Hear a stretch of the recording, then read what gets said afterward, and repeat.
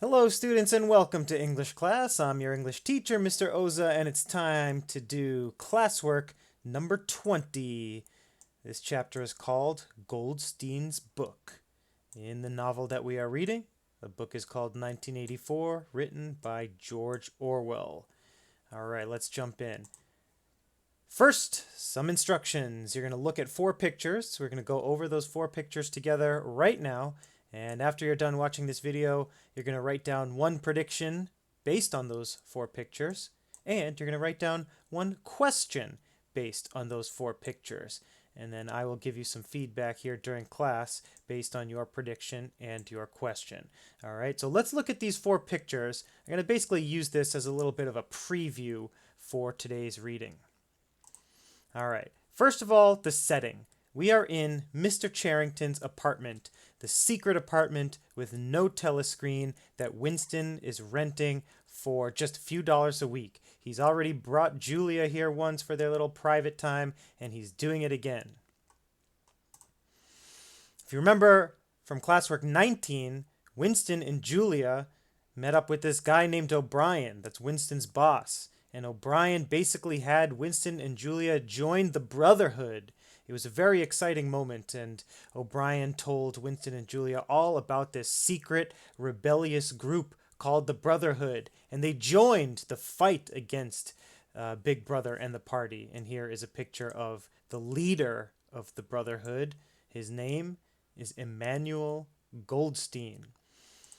And here's a book written by Emmanuel Goldstein. And in today's chapter, all we're going to be reading is this book within the book. Yes, we are reading the novel 1984 by George Orwell, but within the book, Winston is lying down in the bed right here. He's lying down in the bed reading this book written by Emmanuel Goldstein, the leader of the Brotherhood. So we have a book within a book type situation here. Now, here is the topic of the book, all right? Bear with me, it's a little complicated, but you got this. The theory and practice of oligarchical collectivism. What is oligarchical collectivism? It's basically when powerful people in society, the rich people, the wealthy people, the upper class, the government leaders are able to control society for long periods of time. You might be wondering, why is it that the government has so much power? Why is it that the rich people have so much power in our society and in our world? Well, this book will explain how. One reason, according to Emmanuel Goldstein, of course, one reason why these people are able to keep power for such a long period of time is because they are wasting away our money on war. All right. Now remember, all of the money that we're about to talk about on this slide comes from your wallet, your tax dollars at work. All right. So in this chapter, basically what Emmanuel Goldstein is saying is the reason why we have war is for governments to waste money. Literally, the whole point is to just waste money. We can't just burn it. We can't just get rid of it. It exists and people are working hard and paying taxes. So what do we do with that money? We waste it.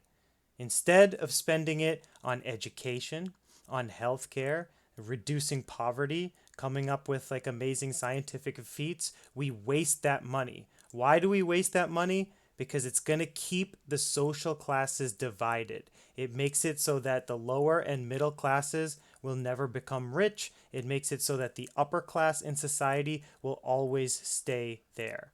All right. In the United States of America, our defense budget or our military budget is $686 billion for the year 2019. All right. Remember, that's billion with a B. All right. $686 billion. Just to give you an idea of how much money that is, that's enough money to give every single person in the country, every single baby, teenager, adult, and your grandma, $1 billion and still have $286 billion left over. All right. So the government's idea, again, according to Emmanuel Goldstein and our, author and fearless leader George Orwell, The whole point of wasting all of this money is so that the upper class, the leaders of society, the wealthy people stay like that. This is the secret way that the upper class can stay in power forever, because we are too busy wasting our money on war instead of having things like, really good education for people, really good healthcare for people, really good medicinal medicine for people to keep them alive and make them live longer and help bring people out of poverty. So instead of helping people get out of poverty, we're wasting our money on military. Again, this is the concept that is brought to us by George Orwell and this character Emmanuel Goldstein. So, now you think critically. You decide whether or not you agree with a concept like this. So I know, kind of a long explanation, and ask me if you need clarification, but I think I covered it for the most part. So now that we've gone over those pictures, you're going to write down, of course, after this video, one prediction and one question based on all those pictures that we just saw. All right. After you do that, and I give you a little bit of feedback, you are going to read the chapter. In your Google Doc for classwork number 20, you're going to read the PDF and then fill out this chart. You've seen this chart a lot of times by now. All you got to do is read each quote. You're going to have a list of 4, and then in the middle part of the chart, you're going to explain what does that quote mean. And then on the right side of the chart, you're going to explain why does it matter or why is it important. Only 1 or 2 sentences, complete sentences, please, needed for each box. And remember, you're just sharing your own opinion, so don't overthink it.